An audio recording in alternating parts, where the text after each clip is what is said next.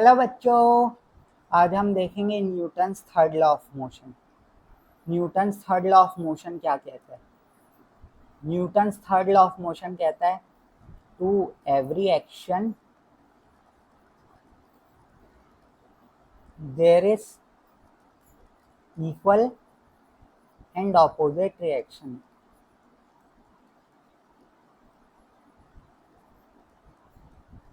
मतलब एक ऑब्जेक्ट है, वो दूसरे ऑब्जेक्ट पर एफ फोर्स एग्जर्ट करा तो उस पर भी एफ फोर्स एग्जर्ट होगा in opposite direction.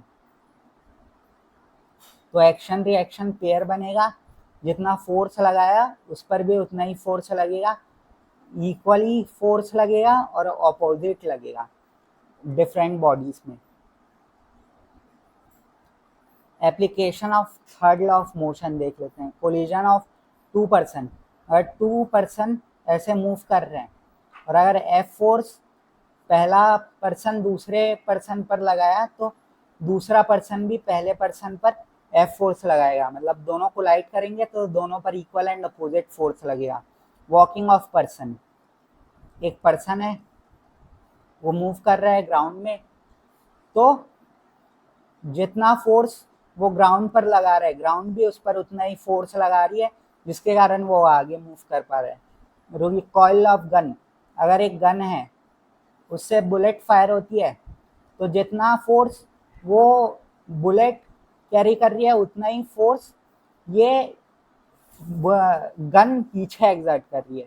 Propulsion of boat in forward direction, boat है वो प्रोपेल कर रही है पीछे से, प्रोपेल कर रही है मतलब फ्यूल को बर्न कर रही है और फोर्स एग्जर्ट कर रही है पीछे, जिसके कारण वो आगे मूव कर पा रही है। कोई रॉकेट है वो नीचे फोर्स लगा रहा है, फ्यूल को बर्न करके नीचे फोर्स लगा रहा है तो उस पर भी एफ फोर्स लग रहा है, जिसके कारण वो मूव कर रहा है। न्यूमेरिकल क्वेश्चन में आ जाते हैं हम लोग। A constant force of 10 Newton is applied to a body of mass 2 kg है initially at rest. Find the acceleration and velocity after 5 seconds. तो acceleration force by mass होता है, अपने को पता है, तो 10/2 कितना 5 मीटर पर सेकेंड स्क्वायर एक्सेलरेशन आ गया। Velocity after 5 second is equal to u plus AT। u initially वो रेस्ट में है तो वो 0 हो गया, AT 5 × 5 25 मीटर पर सेकेंड उसका फाइनल वेलोसिटी हो जाएगा। A stone of mass 1.5 kg is nearer. Calculate the force with which it is being pulled down. तो weight is equal to mg होता है, अपने को पता है मास 1.5 है, g की वैल्यू 9.8 है, जिससे 14.7 न्यूटन हमारे पास वेट आ गया उसका, उस ऑब्जेक्ट का। A truck of mass 3000 kg moving at 54 meter per second is brought to rest in 10 seconds. Find its retardation और second the braking force. Speed को सबसे पहले हम मीटर पर सेकेंड में कन्वर्ट कर लेते हैं, तो 54 × किलोमीटर पर सेकेंड में, तो 1000 किलो को मीटर में कन्वर्ट करें और r को 60 × 60 लिखकर हम सेकेंड में कन्वर्ट करें, तो ये कितना आ गया 15 मीटर पर सेकेंड। तो रिटार्डेशन कितने के इक्वल होगा v - u/t।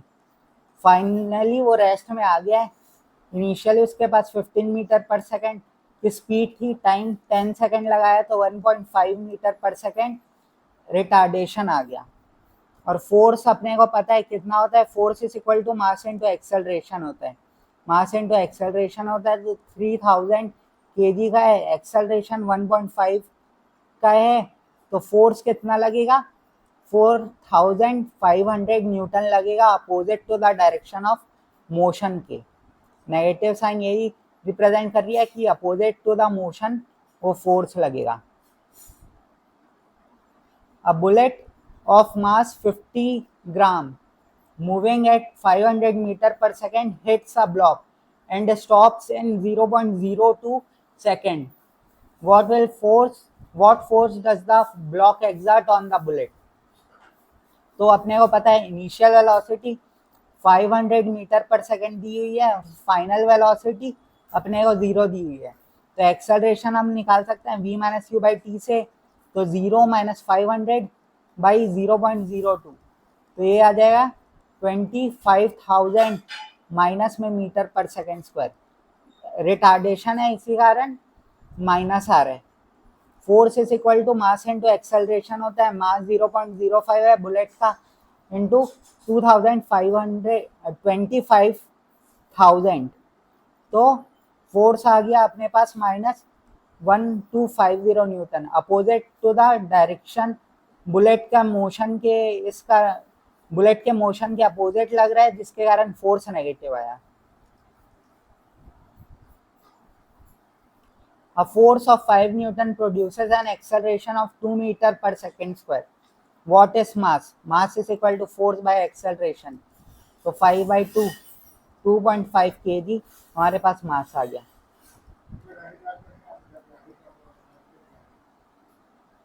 A car of mass 1000 kg moving at 72 meter per second is stopped by a constant force of 200 Newton.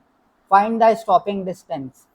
तो 72 किलोमीटर पर आवर को हम मीटर पर सेकेंड में कन्वर्ट कर सकते हैं 5/18 से मल्टीप्लाई करके, तो 20 मीटर पर सेकेंड आ गया।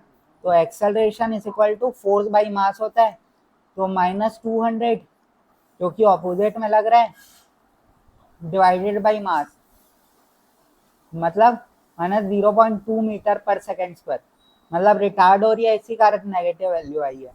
तो v square is equal to u square plus 2as, तो v square plus u square plus 2as, तो v स्क्वायर की value 0 square is equal to u square की वैल्यू 20 का square plus 2 into minus 0.2 into s, तो stopping distance आ गया हमारे पास 1000 metre.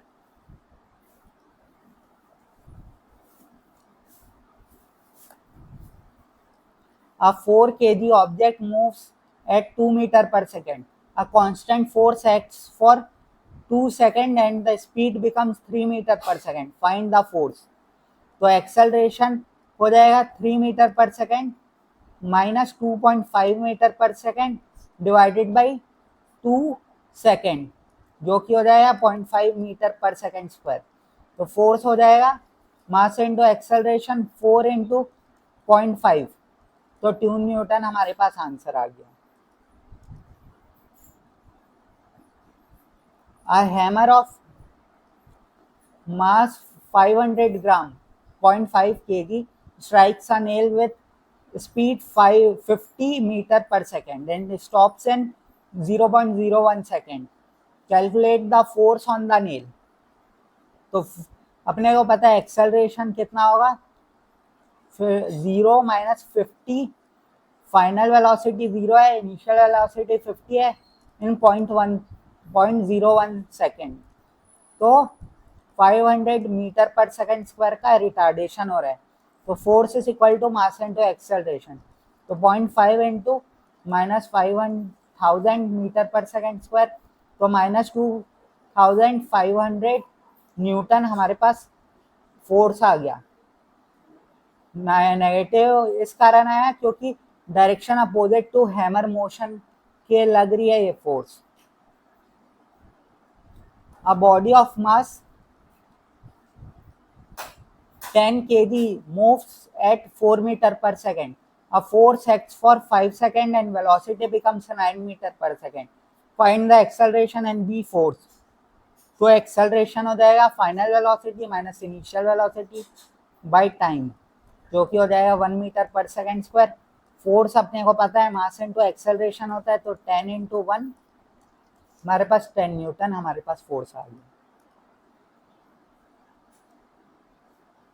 A man pushes a box of mass 20 kg on a smooth surface with a force of 40 Newton. Find the acceleration and velocity after 3 seconds starting from rest. तो acceleration force by mass होता है, तो force कितना है 40 मास कितना है 20 kg, तो 2 metre पर सेकेंड स्क्वायर हमारे पास एक्सेलरेशन आ गया। इनिशियल वेलोसिटी 0 है तो v is equal to u plus a t होता है।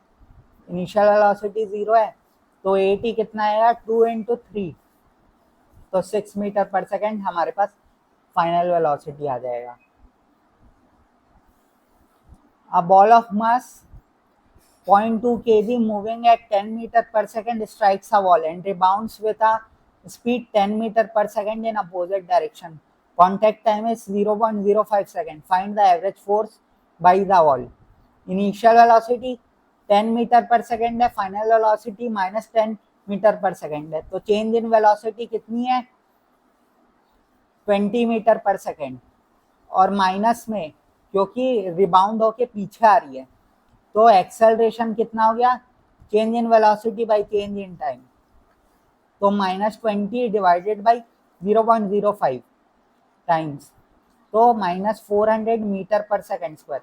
रिटार्ड हो रहा है मतलब अपोजिट डायरेक्शन में आ रहा है, इस कारण नेगेटिव में आया है हमारा एक्सेलरेशन। तो force is equal to mass into acceleration, तो 0.2 इंटू -400, तो -80 न्यूटन हमारे पास फोर्स आ गया। ये इनिशियल मोशन के अपोजिट डायरेक्शन में, इस कारण नेगेटिव आ रहा है। A car of mass 1500 kg moving at 18 meter per second is brought to rest in 0.5 second by a crash. Find the average force on the car. तो acceleration is equal to change in velocity upon time होता है, तो -18 divided by 0.5 -36 metre पर second square हमारे पास acceleration आ गया। तो force is equal to mass into acceleration, तो 1500 kg इंटू -36, तो ये हो गया -54,000 न्यूटन, जो कि बहुत लार्ज फोर्स है।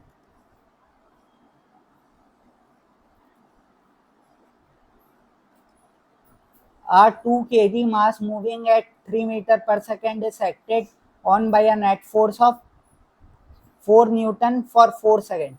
Find the final speed and change in momentum. अपने को पता है एक्सेलरेशन फोर्स बाई मास होता है, तो 4/2 2 मीटर पर सेकेंड स्क्वायर हमारे पास एक्सेलरेशन आ गया। चेंज इन वेलोसिटी कितना होता है एक्सेलरेशन इनटू टाइम होता है, तो एक्सेलरेशन 2 है, टाइम 4 सेकेंड है, तो चेंज इन वेलोसिटी आ गया 8 मीटर पर सेकेंड। तो फाइनल वेलोसिटी कितना है u प्लस ए टी, तो 3 प्लस ए टी की वैल्यू हम अभी निकाले हैं चेंज इन वेलोसिटी, जिसको हम ए टी को हम चेंज इन वेलोसिटी भी बोल सकते हैं, जो कि 8 मीटर पर सेकेंड है, तो 11 मीटर पर सेकेंड फाइनल स्पीड आ गई। तो चेंज इन मोमेंटम किसके इक्वल है, change in momentum mass into change in velocity के इक्वल है। तो मास 2 है, चेंज इन वेलोसिटी है 8, तो 16 kg मीटर पर सेकेंड हमारा चेंज इन मोमेंटम आएगा। Last question, a 0.1 kg ball is thrown downward with a velocity of 15 meter per second. What is its weight? If constant upward force of 20 Newton acts on it while it moves, what is the net force on the ball? तो weight is equal to होता है mg, तो m की value है 0.1 into जी की value 9.8, तो 0.98 Newton उस पर वेट लग रहा है। अप्लाइड अपवर्ड फोर्स 20 न्यूटन ऊपर लग रहा है, तो नेट फोर्स उस पर कितना है 20 माइनस 0.98, जो कि आ जाएगा 19.02 इन अपवर्ड डायरेक्शन, इतना न्यूटन। Thank you.